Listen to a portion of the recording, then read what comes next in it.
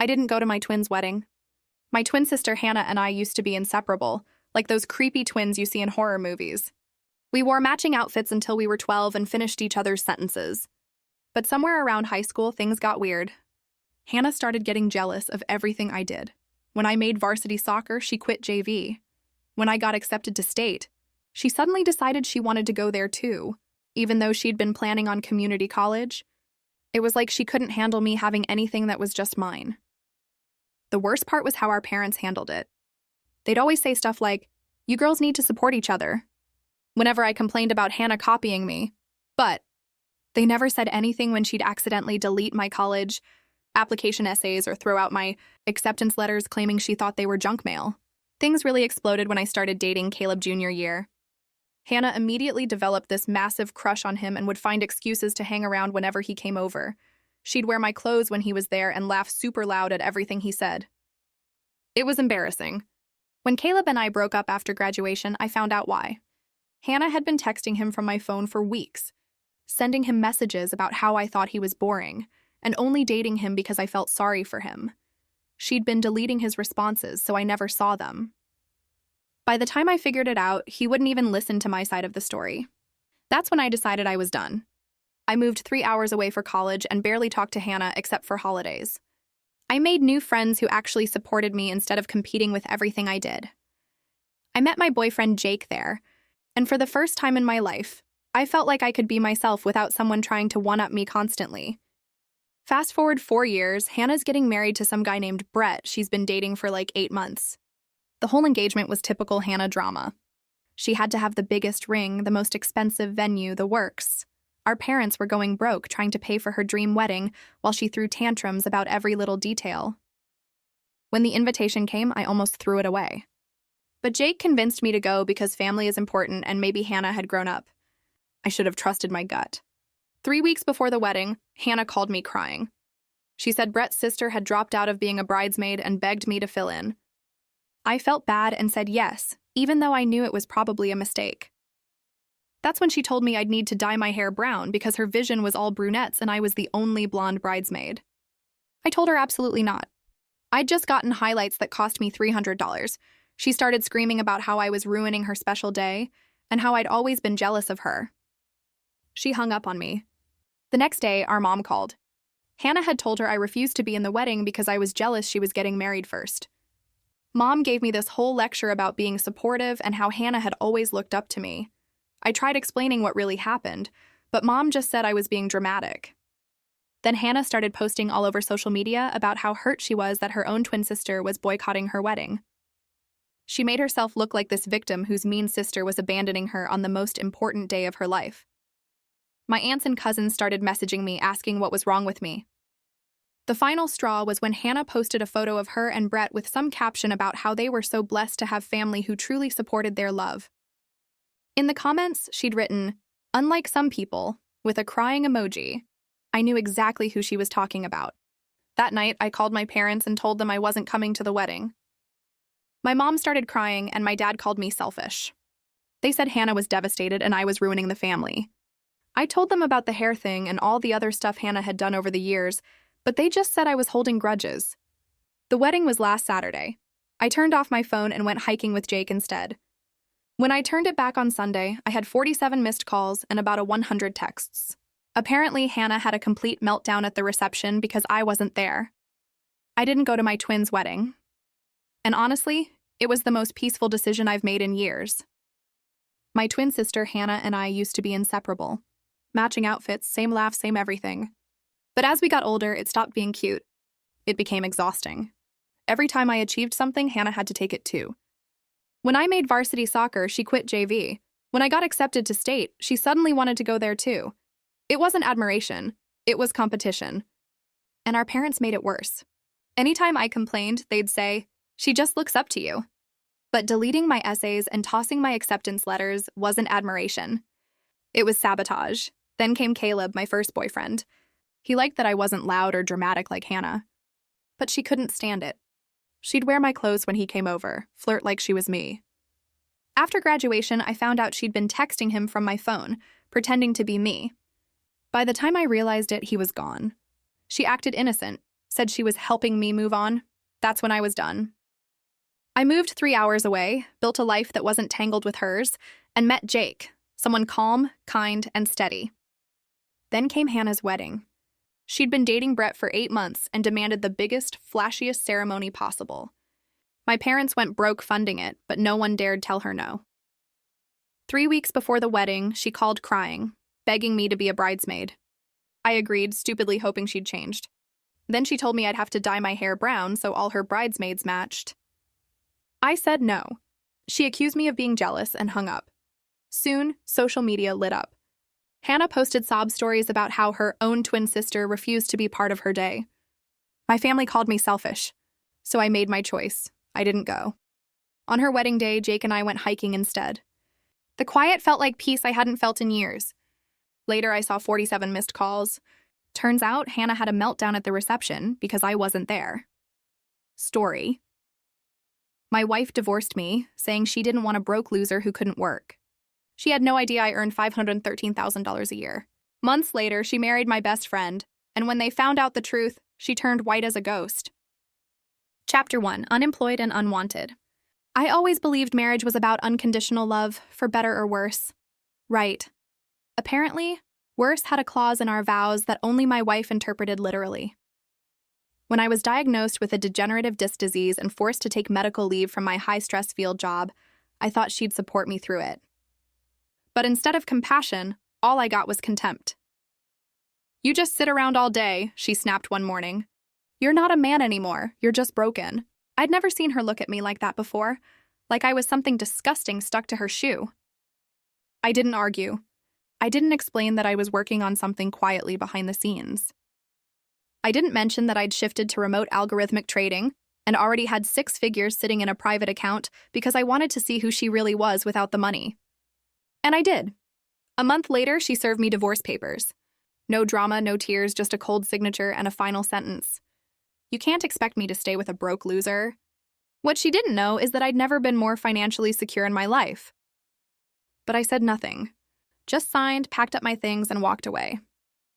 That should have been the end, but it was only the beginning of something far more twisted and far more satisfying. Chapter 2. A familiar face at the wedding. After the divorce, I moved states. New city, new place, new peace.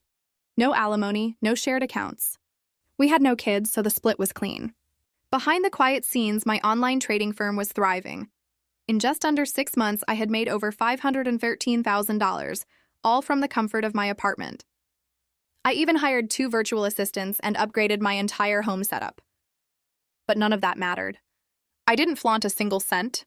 Meanwhile, I heard bits and pieces about her life through mutual acquaintances. Apparently, she had leveled up and married my best friend, Jared. Yes, Jared, the man who used to crash on my couch during college. The guy who used to borrow gas money and the one who once said to my face, "Man, if I had your wife, I'd never mess that up." Turns out he meant it. They had started seeing each other before the divorce was even finalized. She told him I was broke, useless, and that she was finally ready for a real man. Someone with ambition? The wedding photos hit social media like a grenade. My ex in a designer dress. Jared in a tux I knew he couldn't afford on his salary. Hashtags like Dark Power Couple are level up. And the kicker, I finally married a real man. Goodbye, dead weight. I didn't get mad. Instead, I started making phone calls. You see, Jared worked at Capstone Innovations, a large consulting firm that handled sensitive tech accounts. And I just so happened to own 3% of the company's Class B shares anonymously through my investment shell corp. Oh, and I had an inside connection, a board member I'd mentored during my hedge fund days. Because when you move quietly, you don't just stack money, you stack leverage. And I was about to use all of it. Chapter 3. The Audit That Changed Everything. 2 weeks after their wedding, Jared walked into work like a man on top of the world, freshly married, well-dressed, even driving a new Mercedes he probably couldn't afford. But what he didn't know was that while he was sipping his overpriced latte, Capstone Innovations was preparing a sudden unscheduled internal audit.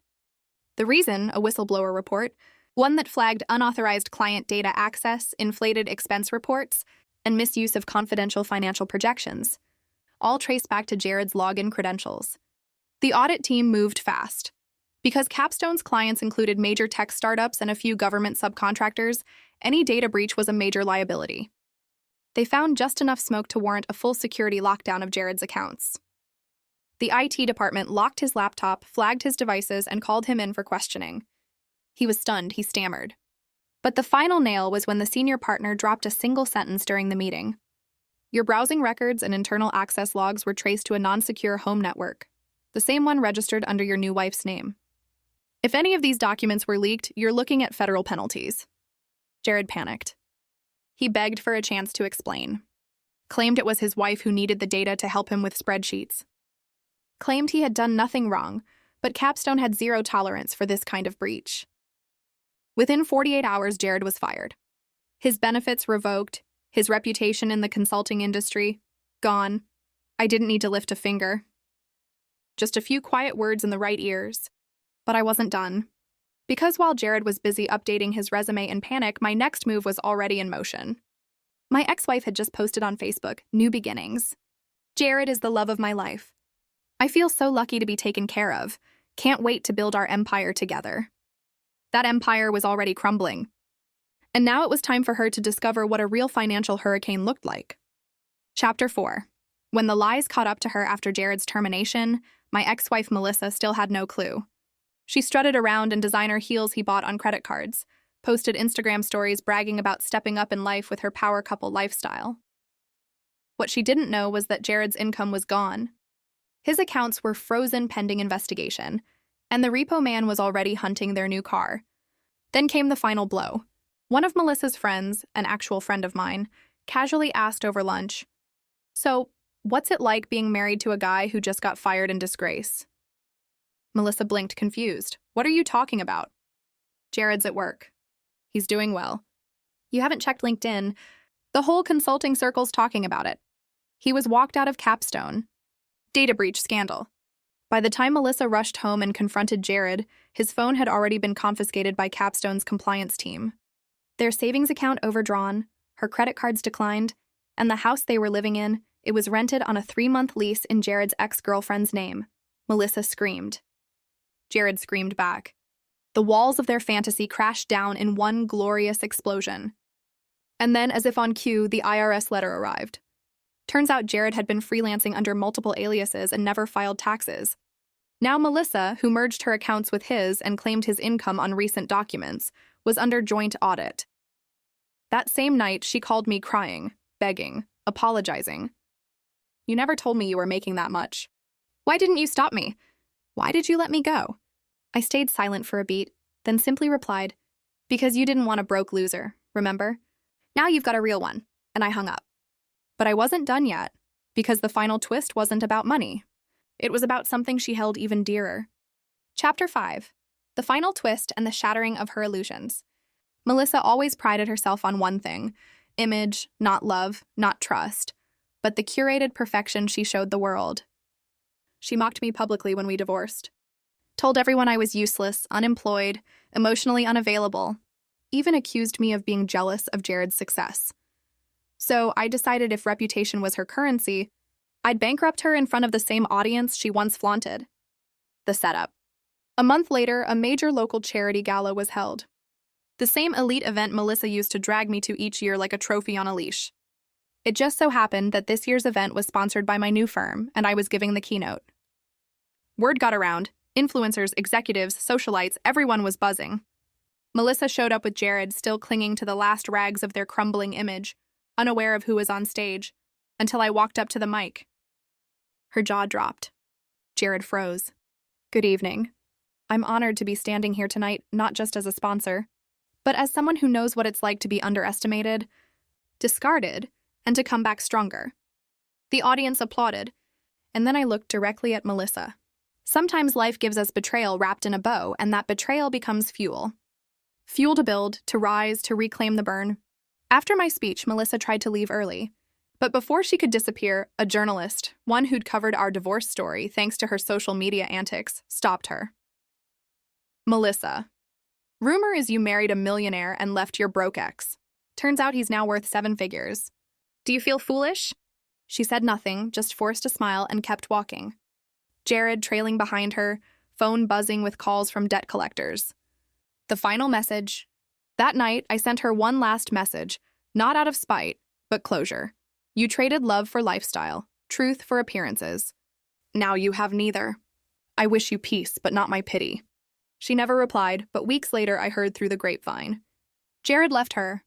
Turns out he found another opportunity in a woman with fewer financial liabilities and more family money. Melissa. She moved back in with her parents, deleted her Instagram, and hasn't been seen at a gala since Epilogue.